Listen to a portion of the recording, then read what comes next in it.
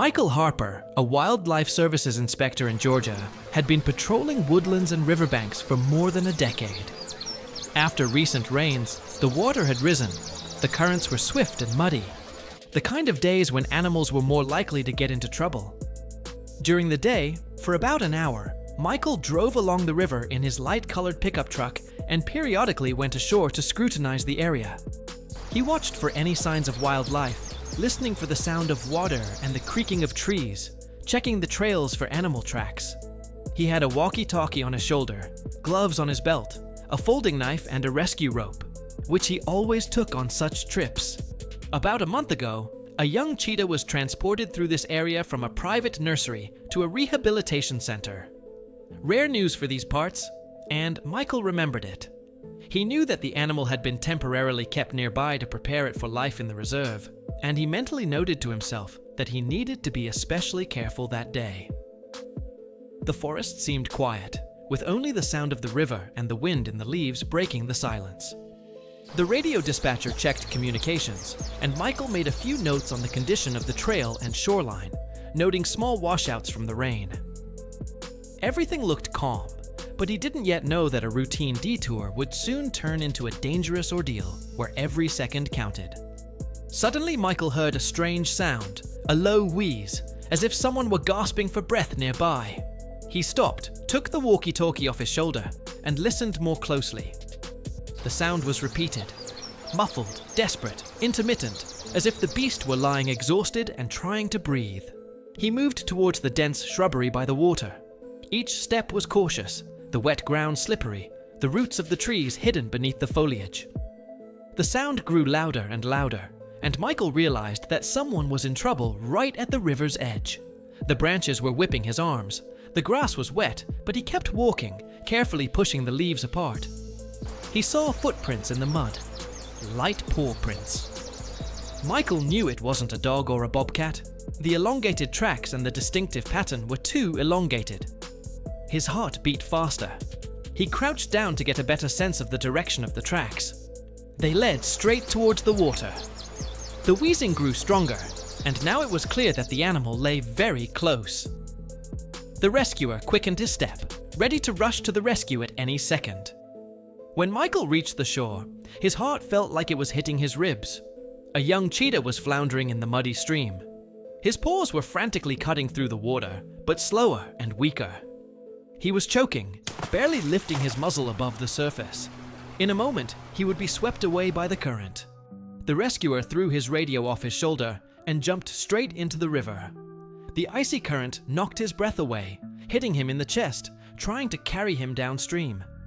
Michael worked hard with his arms and legs, pushing forward as the water slapped his face and ran down his collar.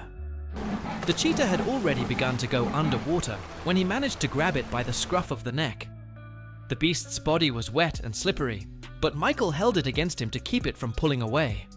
With one hand he held the beast, with the other he made his way to the shore.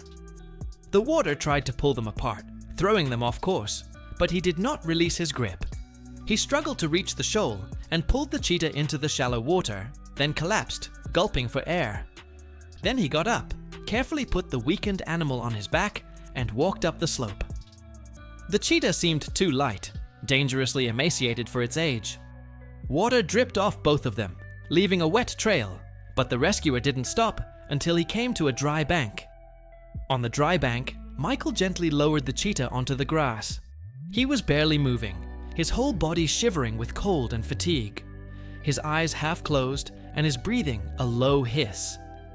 Up close, he could see that his fur was soaked to the skin with water. His claws were broken, and his paws were scratched from rocks and twigs. Michael knelt down, checked his pulse, and gently probed his ribs, making sure there were no fractures. He pulled his first aid kit from his backpack, pulled out a thermal blanket, and carefully laid it next to him. Then he took off his jacket to warm the animal with his own body heat, and wrapped the raptor in the silver fabric. The cheetah moaned softly, but allowed the rescuer to continue. Michael spoke softly, soothingly, bringing his hand to the animal's muzzle to control its breathing. He realized every minute counted. Hypothermia could kill even a strong predator. He stayed close, keeping his palm on the cheetah's side, feeling his chest rise and fall unevenly. The rescuer's heart was beating as hard as the beast's, but he wouldn't let himself flinch. Too much depended on his calmness. Michael carefully picked up the cheetah in his arms and carried it to his SUV. He laid the animal on the thick mat in the back seat, covered it with a blanket to keep it warm, and quickly started the engine. The car rolled gently down the narrow dirt road along the river. There was a veterinarian's office ahead, where Michael decided to take the raptor without delay. It took about half an hour to get to the clinic. During that time, Michael looked back periodically to make sure the cheetah was breathing evenly. Several times, he quietly said something reassuring, more to himself than to the animal. At the gate of the veterinary center, they were already waiting. The doctor on duty and assistants quickly carried the cheetah on a stretcher to the reception area. Here, under the light of bright lamps, he was examined, connected to a new drip, and offered warm food through a syringe doser. The animal weakly moved its paws when it smelled food. The doctors decided to keep the cheetah under observation for at least a few days. Michael stayed a little longer to make sure the animal was settled in a separate box, and then signed the papers and handed it over to the full responsibility of the clinic staff. When he went outside, the sun was already setting, but for the first time all day, he felt real relief that the cheetah was now in good hands. For several days after the cheetah was brought to the clinic, experienced veterinarians took full control of it. Every day, they carefully checked the animal's condition. They took his temperature, listened to his breathing, monitored his pulse and appetite. The cheetah was fed a soft, nutritious mixture, gradually adding fresh meat to strengthen muscles and regain strength. Every day, the predator came to life.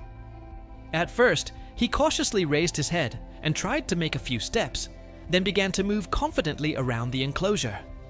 His eyes became full of life again. His fur became thick and shiny. His ribs were no longer translucent. Once the doctors were satisfied that the animal was fully recovered, the long-awaited day of his return to the wild arrived. Michael and the veterinarians transported the cheetah to a safe, expansive savanna, away from human settlements and roads. The location was chosen so that the animal could immediately adapt and hunt on its own. The cage was carefully opened. The cheetah first paused, looking back at the people, as if realizing that it owed its life to them. Then it made several sharp jumps, easily overcoming the tall grass, and disappeared into the green sea of the savanna. Michael stood beside the vets, watching the animal's every move, and smiled a rare, touching moment when man and wildlife find common ground again.